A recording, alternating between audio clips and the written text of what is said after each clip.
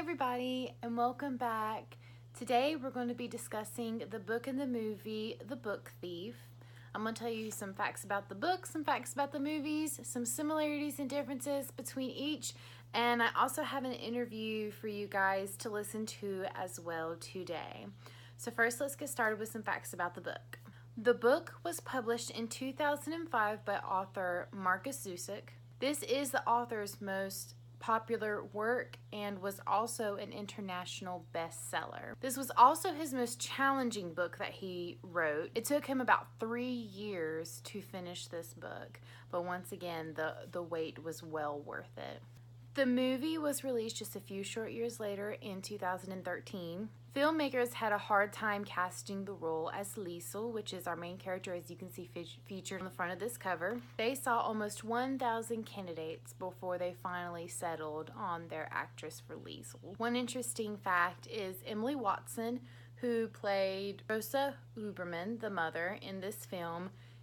The actress continued to portray her character even outside of filming. And she continued this while at an airport, and her attitude of Rosa's in real life got her in trouble at the airport because she reacted as her character would have reacted. So I thought that was very interesting and funny fact. Alright, so the similarities. The book and the movie follow along very well together. They go along the same plot line.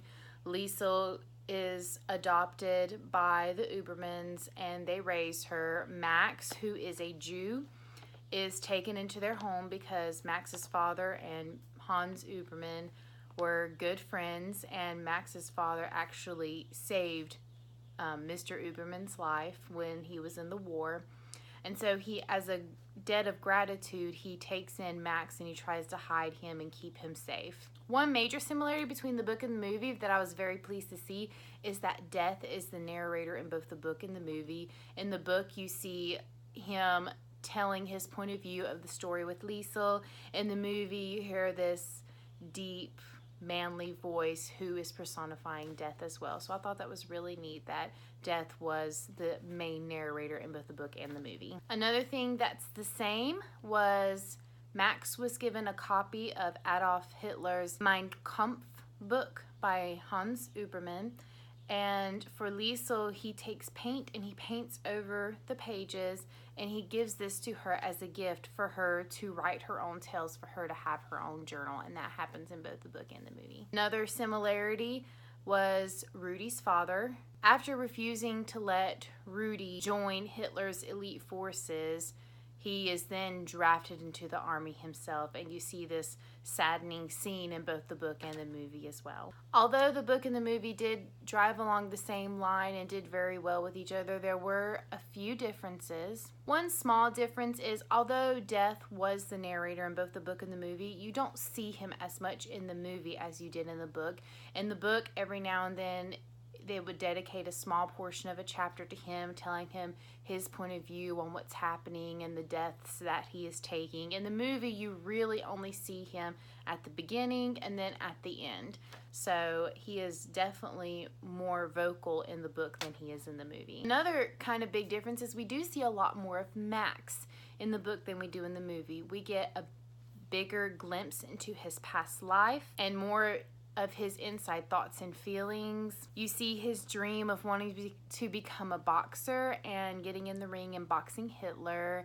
That's not anywhere in the movie. And then he also gives Liesl 2 books that were homemade and he had written in the book. In the movie, he does not. The only thing he gives her is the painted blank book that he gives her as a journal. In the book, the Hubermans have 2 grown children, a son and a daughter, and they're nowhere present whatsoever in the movie. Liesl and Rudy steal a lot more in the book as well. Liesl steals more books in the book than she does in the movie. They get together with a group of kids and they steal a lot of various fruits. There's a lot more theft in the book than there is portrayed in the movie. One huge disappointment for me, scene-wise, that was left out in the movie is in the book, a pilot crashes who is not on their side of the war. He's talking and they can't understand his language, and he ends up dying, but Rudy takes a teddy bear and places it on the pilot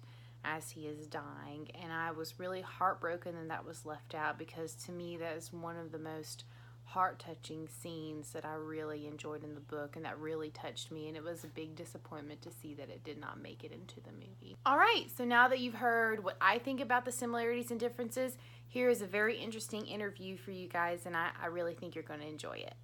Alright everybody, so today I have Wesley with me again. If you remember, he interviewed with me earlier for The Broken Trail, and he's back again today to give his opinion on the book and the movie, The Book Thief. Alright Wesley, I'm going to ask you a few questions. I'm going to get your opinion on which one you liked better, the book or the movie.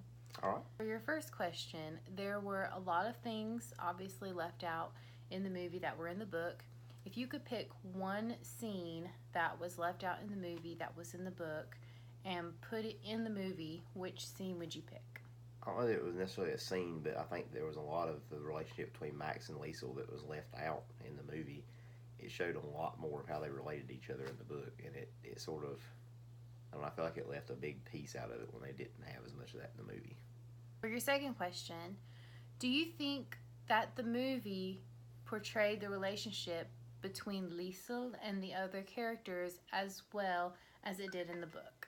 No, I do not. I think the movie made her out not necessarily as a standalone character, but it made her sort of, it showed a lot of things that she did on her own, where she just depended on herself and really didn't have a lot to do with anybody else. Where in the book, she really interacted throughout the whole, pretty much the whole book, with all the other characters. For your last question, which elicited a more emotional response from you when you put everything into like a whole perspective? Everything with Max, everything with the Ubermans, Hans being drafted to the war, both of the ending on the book and the movie. Which one was more emotional to you? Definitely the book. It had a lot more, every scene that I can think of went way more in depth in the book, and it just talked a lot more about, you know, how characters failed, exactly what happened, and it gave a lot more detail where you could really relate to it. The movie, it was a great movie and I loved it, but didn't draw on your emotions nearly as much. Okay, well, if you had to pick one that was better than the other, which one was your favorite? Had to be the book. I really liked the movie too. It was a great movie, but the book was better. Okay, well, thank you for your opinion, and I appreciate all of your time. Thank you. Alright, so now that you've heard what the interview thinks about the book and the movie and their choice, I'm going to tell you mine. Although I really enjoyed both the book and the movie, honestly guys, both were amazing. I really hope you read the book and watch the movie both. But if I had to pick one, I would definitely have to pick the book. The book, this was a very excellent read. I think this is one of my favorite books.